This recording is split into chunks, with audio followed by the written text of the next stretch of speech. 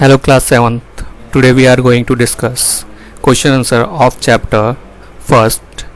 Chapter name is when, where and how. Before starting our question answer or exercise, welcome to my YouTube channel Schooly Gyan.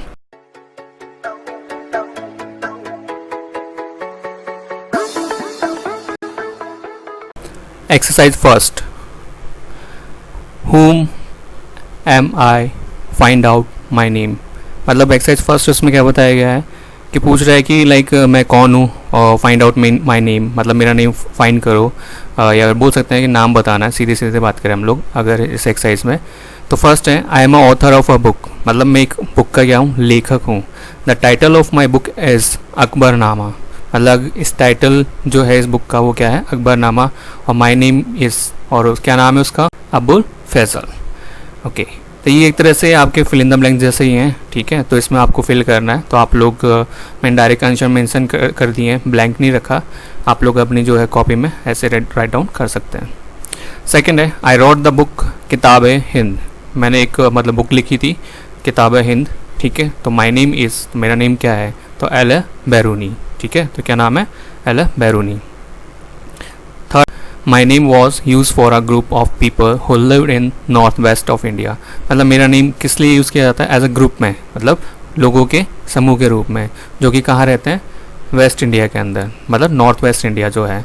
This is mention in the Rigveda letter, और ये किसके अंदर mention किया गया है, बताया गया है ऋग्वेद जो लेटर है, या बोल सकते हैं ऋग्वेदा जो है उसके अंदर बताया गया है. The same name was use for the entire country, वो सेम नेम मतलब जो नेम ऋग्वेद के अंदर बताएगा वही नेम जो है पूरे कंट्री के लिए यूज़ किया जाता है या यूज़ किया गया था. तो वो क्या है, माई नेम इज़ भारत, मतलब क्या नेम इज़, ये किसके बारे में डिस्कशन हुआ पूरा, थर्ड पॉइंट में भारत के बारे में. फोर्थ है the medieval period starts during the 8th century, मतलब मिडवल पीरियड जो था लाइक हम लोग बात करें तो 8th सेंचुरी में स्टार्ट हुआ था and ends in the 18th century, और 18th सेंचुरी में इसका एंड हो गया था. मतलब क्या मीन्स ये हो गया कि लाइक बता रहा है किसके बारे में, 8th सेंचुरी से लेके 18th सेंचुरी के बीच की जो टाइम पीरियड है या इंसिडेंट है उसके बारे में. आगे क्या बोला है, the medieval period is divided into the early medieval and later medieval period, मतलब जो मिडवल पीरियड था वो किस किस में डिवाइड किया गया है. पहला तो अगर हम बात करें हम लोग अर्ली मिडवल, दूसरा अगर हम बात करें तो लेटर मिडवल. तो इसको किस नाम से जाना गया था, तो इसको किस नाम से जाना गया था, मुगल पीरियड के नाम से जाना गया था. अब देखते हैं नेक्स्ट एक्सरसाइज. नेक्स्ट एक्सरसाइज है हमारी क्वेश्चन आंसर, या हम बोल सकते हैं exercise B, answer the following questions. तो इसमें फर्स्ट क्वेश्चन है when did the medieval period begin and end, how many years did it last, मतलब ये जो मिडवल पीरियड था कब से कब तक चला और इसका एंड कब हुआ, और ऑलमोस्ट पूरा साल या पूरा मिडवल पीरियड जो था कितने टाइम तक रहा. तो हम सीधे सीधे बोलेंगे अगर इसका आंसर देखें हम लोग, तो medieval period starts during the 8th century to 18th century, मतलब स्टार्ट 8th सेंचुरी में हुआ तो एंड कब हुआ था, 18th सेंचुरी के अंदर. और अराउंड 1000 मतलब हजार साल जो था ये लगभग चला था. Second question, why do historian treat 8th century as a turning point India. ठीक है, मतलब कहने का मीन्स ये है कि जो 8th सेंचुरी 8वीं शताब्दी थी उसको इंडिया का टर्निंग पॉइंट क्यों माना गया है. तो उसके पीछे कारण बताया गया है. ये आंसर जो है उसका वो क्या होगा कि historian treat 8th century as the turning point of the India because of many important changes occur in 8th century. Guys इसमें 8th सेंचुरी है वो क्या बताया गया उसके हिसाब से कि 8th सेंचुरी को इंपॉर्टेंट पॉइंट इसलिए माना गया, टर्निंग पॉइंट क्यों माना गया, बिकॉज उस टाइम पे काफ़ी सारे चेंजेस देखने को मिले थे इंडिया के अंदर. थर्ड क्वेश्चन है which major events in India marks the end of the middle period and the beginning of modern period, मतलब कौन से ऐसे मार्क्स या बोल सकते हैं ऐसे कौन से बोल सकते हैं इवेंट्स देखने को मिले थे. इवेंट मतलब लाइक हम लोग वैसे तो इवेंट मतलब कार्यक्रम होता है या महोत्सव होते हैं, लेकिन हम लोग यहाँ पे इवेंट या कार्यक्रम महोत्सव ना लेके हम लोग बोलेंगे ऐसी कौन सी घटना थी या ऐसा कौन से मार्क्स थे जो देखने को मिले कि जिसके कारण क्या हुआ मिडल पीरियड और जो मॉडर्न पीरियड था उसके बीच का हम लोग ड्यूरेशन लेके चलेंगे.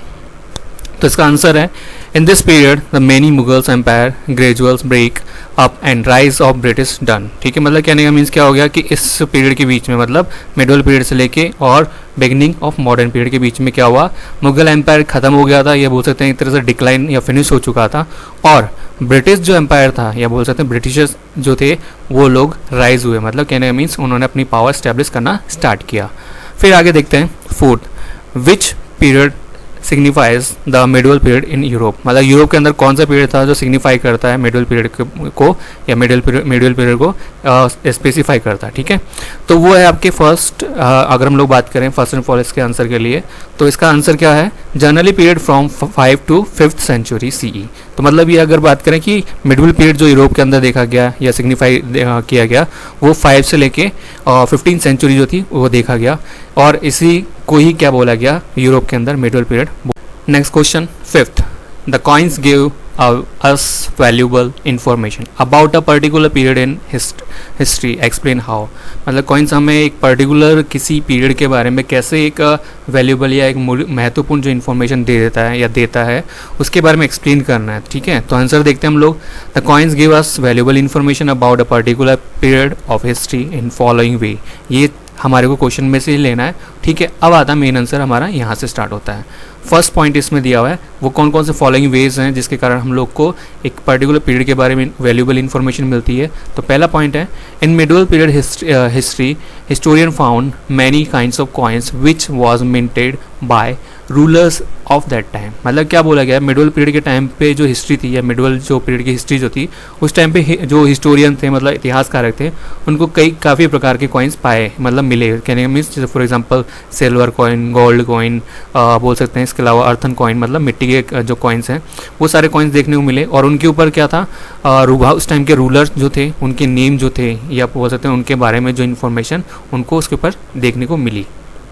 पहला पॉइंट तो ये है। सेकंड पॉइंट देखते हैं, those coins provided us many clues about the art, culture, tradition etcetera. और यही कॉइन, कौन से कॉइन जो मिले उस टाइम पे, उस टाइम पीरियड के अंदर, तो यही कॉइन हमें क्या क्लूज देते हैं, आर्ट, कला के बारे में, कल्चर, संस्कृति के बारे में, ट्रेडिशन, परंपरा के बारे में बताते हैं। मतलब हम लोग कॉइन्स के थ्रू क्या पता कर सकते हैं, इन सब के बारे में पता कर सकते हैं। फिर देखते हैं next point see, coins also provide us that times rulers name and their ruling years. मतलब कॉइन्स हमें इसके अलावा और क्या इन्फॉर्मेशन प्रोवाइड करते हैं, उस टाइम के रूलर्स के नेम और उनके रूलिंग। फिर नेक्स्ट जो हमारी एक्सरसाइज है हम लोग देखेंगे fill in the blanks, exercise सी।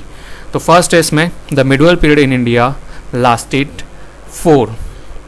अब इसमें देखो स्टूडेंट्स मैंने एक चीज़ करी है कि नॉर्मली क्या है कि ब्लैंक होना चाहिए, लेकिन मैं ब्लैंक यहाँ पे लीव नहीं किया या ब्लैंक नहीं रखा है और मैंने डायरेक्ट आंसर लिख दिया है। तो आप लोग कंफ्यूज मत होना कि लाइक कहाँ पे ब्लैंक होगा, लेकिन फिर भी मैं आपको बता दूंगा कि कहाँ पे ब्लैंक होना है, ठीक है। लेकिन आप अपने बुक में से देख के करोगे तो आपको कोई भी कन्फ्यूजन नहीं होगा। तो पहला जो था मैं बता रहा था इसमें, तो इसमें 4 के जस्ट बाद में क्या है, ब्लैंक है, ठीक है। वहाँ ब्लैंक में क्या फिल करना है आपको, 1000 और ईयर्स ऑलरेडी मेंशन है। सेकंड है आर्कोलॉजिकल सोर्सेज, ठीक है। आर्कोलॉजी सोर्सेज, जहाँ पे आर्कोलॉजिकल लिखा हुआ है वहाँ पे ब्लैंक है, तो आपको ब्लैंक में क्या फिल करना है, आर्कोलॉजिकल। सोर्सेज ऑलरेडी बुक में मेंशन है। एंड फिर वापस ब्लैंक है जिसके अंदर आपको क्या फिल करना है, लिटरेरी, और सोर्सेज ऑलरेडी मेंशन है बुक के अंदर। Give a good understanding of past.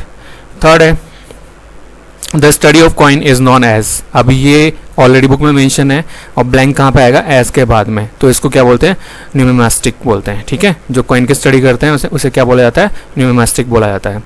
Fourth है the word India comes from river. मतलब जो वर्ड इंडिया जो है वो कौन सी रिवर से आया है, तो जहाँ पे दिया हुआ रिवर उसके बाद में जस्ट ब्लैंक है, तो कहाँ से आया, इंडस से। फिर है fifth the study of inscriptions. मतलब जो इंस्क्रिप्शन की स्टडी करता है उसे क्या बोला जाता है, तो उसे बोलते हैं एपिग्राफी बोला जाता है। मतलब कोल्ड के बाद में जो है दिया हुआ है वहाँ पे ब्लैंक आएगा और वहाँ पे क्या लिखना है आपको, एपिग्राफी। तो ये आपकी एक्सरसाइज कंप्लीट होती है। तो स्टूडेंट्स आपको ये वीडियो पसंद आई हो तो सब्सक्राइब करें, like and share also. Thank you friends.